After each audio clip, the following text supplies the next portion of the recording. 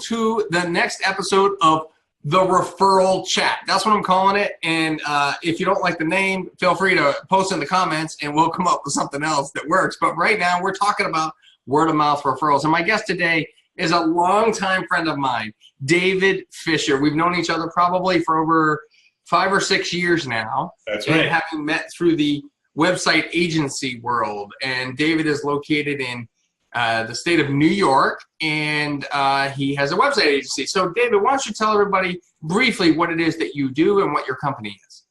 Sure. First of all, thanks for having me on the show. I've been following it, really great, and that Breakthrough Champion is really interesting. About 8 years ago, I founded Solutions for Growth. It's a marketing agency designed to raise our clients' profile in the market. And the approach that we take is based on marketing integration. What that means is we identify the right tools for the client and make sure that they work together. We find that oftentimes some clients use just individual tools like just email marketing or just social media. And when they stand by themselves, they have limited capabilities. But when you have tools working together, such as capturing an email address on an effective website, connected to an email program, nurtured through an autoresponder and through social media, now all of a sudden these tools, by working together, become more effective and ultimately help increase the client sales. Got it. Got it. So yeah, so you're covering the whole, you're not just covering the one bit, which right. I like for sure. Now, tell our audience, why was it that you started the business? So for the bulk of my career, I always was in marketing, but always working for large organizations. What I found is that I had friends and families and acquaintances who kept asking me questions about marketing for their own businesses and organizations. So about 8-9 years ago, I realized that there's a potential for that. And deep in my heart, I always wanted to have my own marketing agency. So because there is such a need for good marketing, that's how Solutions for Growth was born.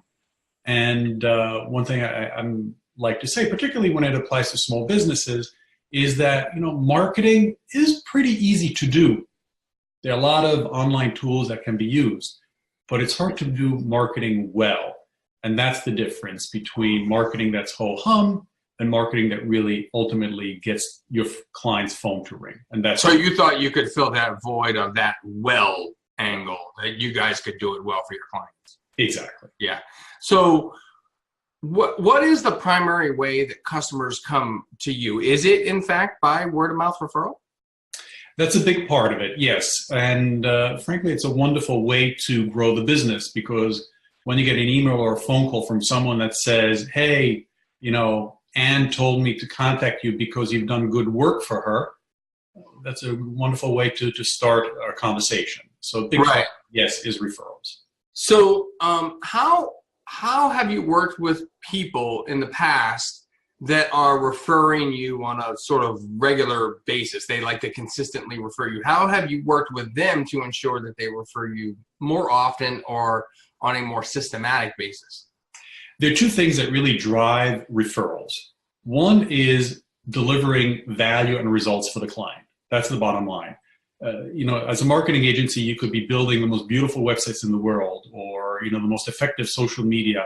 But what really counts, how you measure it, is this agency actually growing my sales? So that's the number one thing.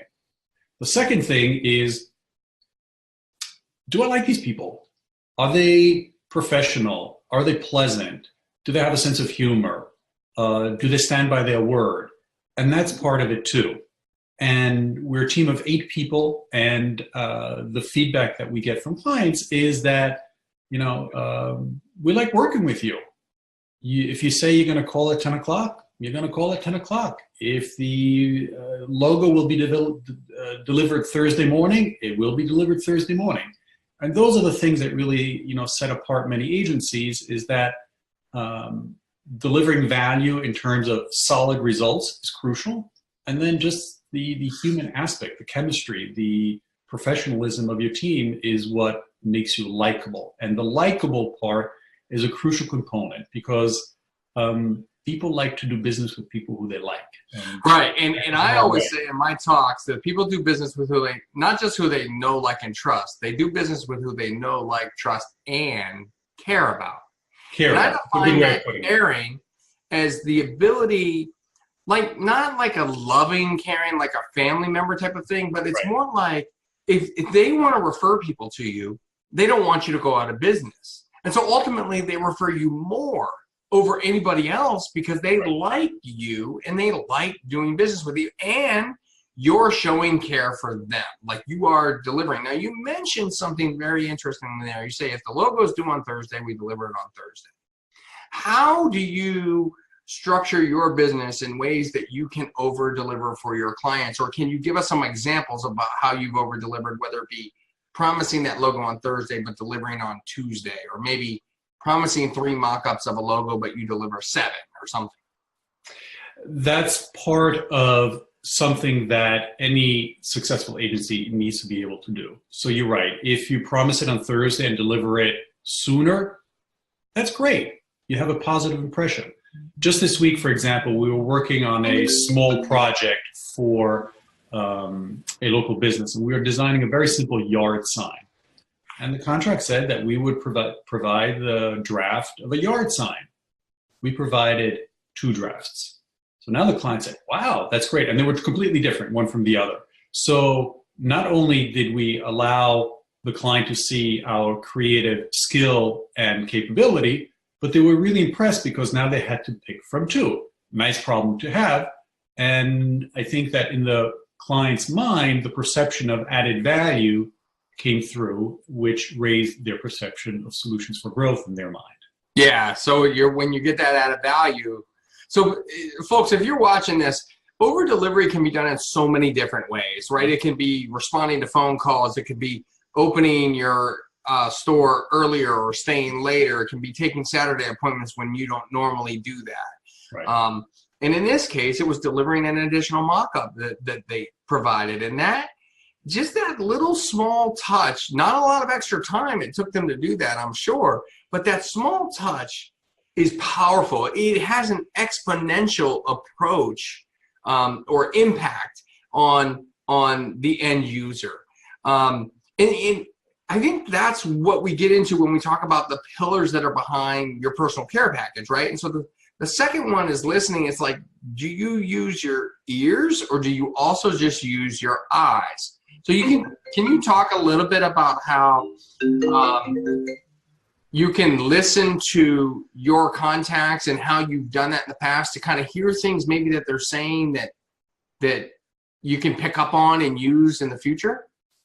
Well, the listening part is crucial. So whether you're running a marketing agency or a chimney cleaning business, listening to your customer is crucial because that really determines whether you get what they're looking for.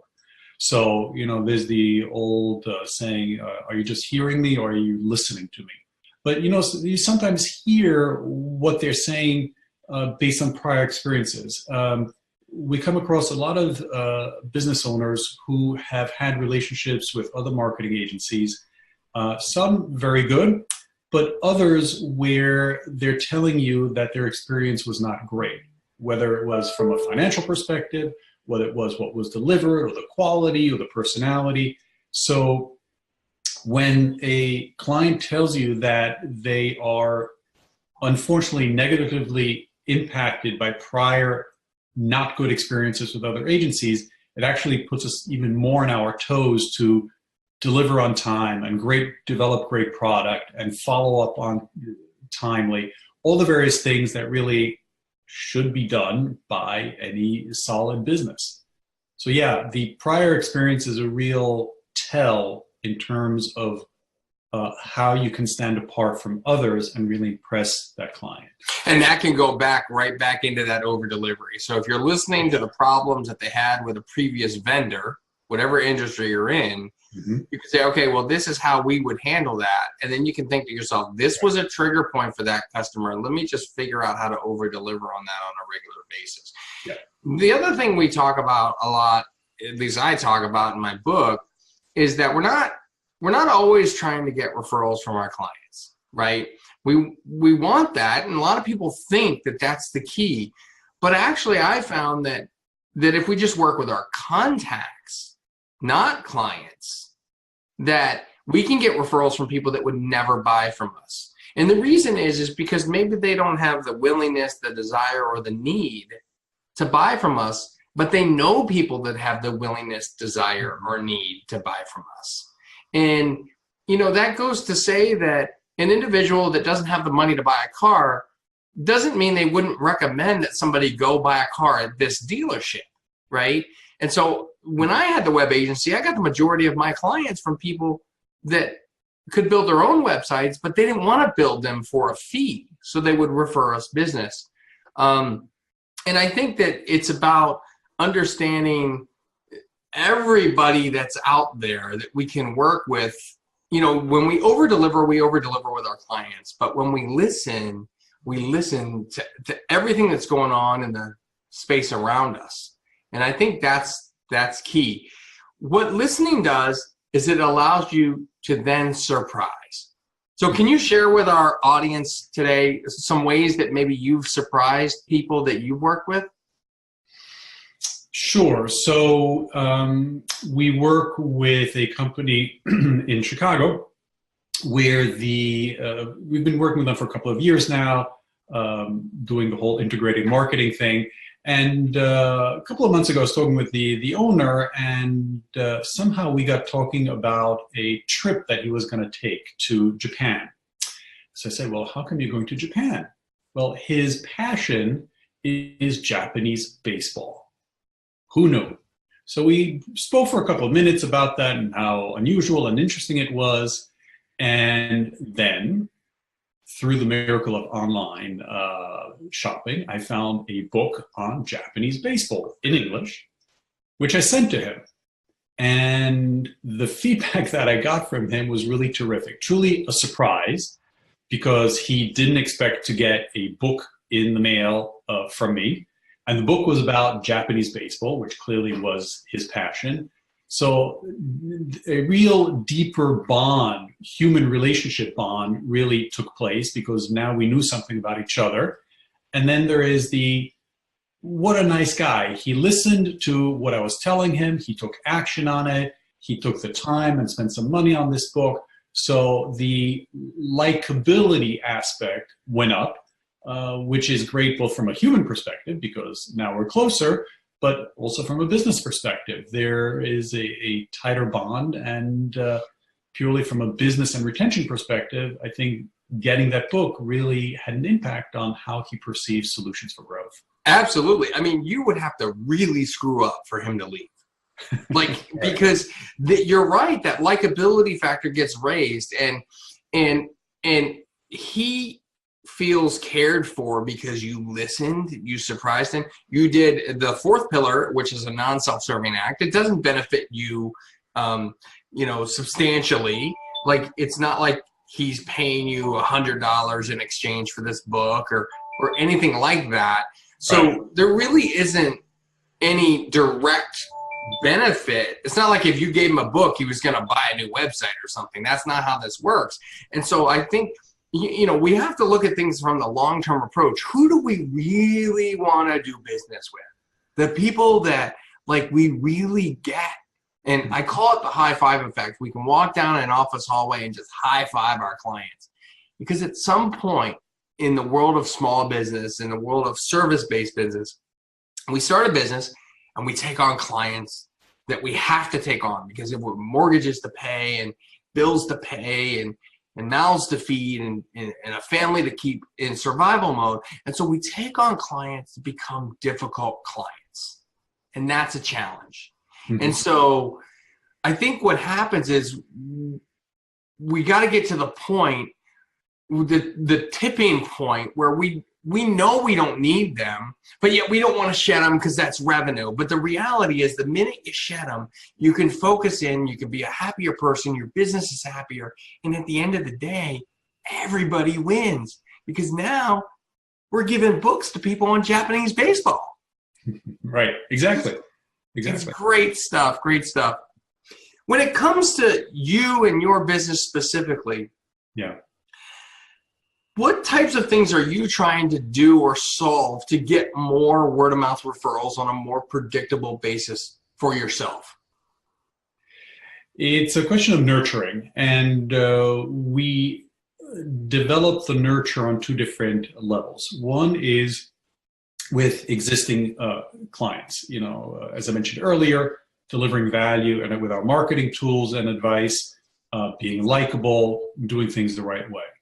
But then, and you touched upon this earlier, there's a whole other group of people out there who will never become clients, but are ideal referring partners. So for example, we're very close with several IT companies. And the reason that works is that in many cases, when these IT companies are working with their clients will ask them if they have any help or advice in terms of their digital marketing. Because some people assume that an IT company is also an expert in website development, for example. In that case, the IT company typically says, sorry, we don't build websites, but there's this company, Solutions for Growth. We've had experience with them. I know other companies who are very pleased with their work. So why don't you, here's their contact information. Why don't you follow up with them? So there is a real synergy there because IT companies and marketing agencies typically have similar clients. There's somewhat of an overlap of this whole online website business, and we refer business back and forth. Same way we get questions sometimes about help for our clients' networks, for example, or their email systems or so on. And that's where, by having a strong relationship with a handful of IT companies, there's a referral aspect that goes back and forth. And that's something to nurture. And there are other types of industries where we do that as well. So for example, with some CPAs, we do that as well because CPAs are really typically the trusted advisor for a small business. And either the CPA will say something like, well, I noticed that your marketing is weak or your sales are going down. You should be doing something with marketing. And the client will say, well, how do I do that? I don't know. It's just me and, 2 or 3 other people here. And they say, well, why don't you work with an agency that specializes in small businesses? Here is, David Fischer, Solutions for Growth. Why don't you reach out to him? So nurturing these relationships with these referring parties in a very gentle, professional, non-pushy way is one way to have other people out in the market basically keeping an eye out for you. And the way you do that, folks, is you pick a handful, 5 or 6 people, and over a course of 6 months, you just touch them once a month. I talk about this in the book. I talk about it on podcasts all the time. If you try and take on too many, it's going to be a problem. So you take maybe 3 IT, in David's case, take 3 IT people or 3 CPA firms, and once a week, you just touch one of them. And so every 6 weeks, it's rolling over, and they're getting a consistent message from you, whatever that might be. And you can use some of the tactics in the book, like delivering them coffee or whatever it is. Right. The reality is, it's funny because I'm on here talking to David, who's a marketing company, and I talk very clearly that we don't want to confuse caring with marketing, right? Because they're 2 completely different things, and your business needs marketing. I've always said that. I'm a firm believer in that. Until you get to the point where you have so much business that you don't need marketing anymore because you're getting it all by word of mouth. Right. And that takes a long time. It took my agency probably about 12 years to get to that point. And we were, of course, very selective and not doing a ton of new websites. Depending on the industry that you're in, you're going to have to balance that. But don't think for a minute that sending a constant contact email blast or Robly or Emma or any of these systems is, in fact, caring. That's marketing, and you should do that to continue your engine.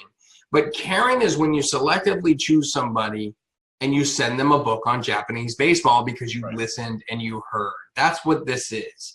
And so that's how it makes sense. What I'd love to have members of our Get More Word of Mouth Referrals Facebook group chime in the comments and talk about the ways that you've done a similar thing, like buy a book for somebody, or how you listen to their favorite food or their favorite wine, and that's what you gifted them.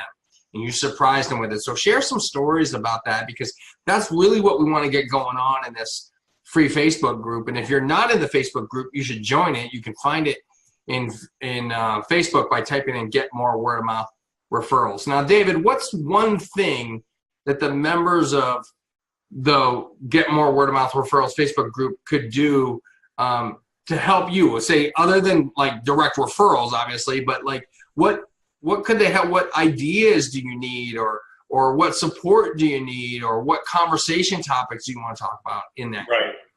I think the figuring out how to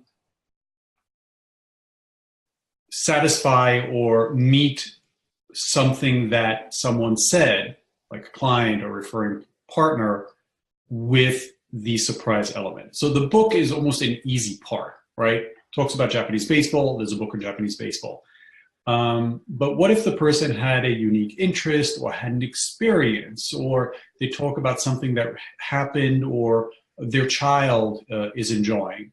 So, it might be a little maybe creepy to send something to the child, right? It certainly is. But right, I've got a great story for you on that, because that happened many, many years ago with this artist, Eric Wall, right? So Eric had a situation where his son was playing beach soccer, and he had a compound fracture in the middle of a playoff game. And Eric was distraught, because he was traveling and couldn't be there with his son during surgeries and whatnot. And so, interestingly enough, I didn't have a relationship with his son, but I had a relationship with Eric. And so what happened was I sent a letter to Eric, and I wrote that this was for Harley if you found it appropriate. Right? And it was a letter sort of about a son and their father, and my relationship with my dad, and maybe his relationship, and how his dad is changing lives by speaking on the public circuit. And then I said, you'll get better soon. I assure you of that. You'll bounce back. You're an athlete. But just to encourage you, something will be at your house soon, and you'll know it's from me. And then I sent him one of those 5-pound chocolate bars, right? And so here's the thing with that, is that, like, you're right. Certain things like this could be creepy. One of the examples I use is how everybody posts on Facebook on the first day of school with the kid's picture, and they're all excited and they're dressed up. And there's 12 years of this. So on the 12th year, they post it, and they usually post all 12 pictures or something, right? Yeah. But people, they don't do anything with that. And what you could do is you could take those pictures and make a collage in Canva and print it out and just write a note and say, congratulations on being an amazing parent. P.S. That's a great idea. So that's exactly. Congrats on being an empty nester. Yeah. Right. So those are the types of ideas that would be great to hear, and why this, this Facebook group that you created, which is brilliant, can be really helpful, is sharing these types of ideas. And what you just described is very smart. So why don't we pose that question in the group, which is, how do we give and recognize and give and surprise without being creepy? That will be the angle, because I do think that's a big question. It's a question I actually get oftentimes at speaking gigs. Is like, okay, well, you just became Facebook friends. How do you ask somebody for their address? Well, you don't. I mean, you have to build a relationship over time. So these are great things we'll talk about in the group. David, thanks for joining me on Referral Chat. And if people want to get in touch with you, how can they find you? Where can they reach you at? Well, they can easily reach us online, and the website address is solutionsforgrowthllc.com. Very cool. Well, thanks again for joining me. I greatly appreciate it. Episode number 2 is in the can. If you want to be a guest on Referral Chat, just post in the comments in the Facebook group, send me a message, or if you want, send me a Pony Express. Take care, everybody. Thanks. Take care, Matt. Bye.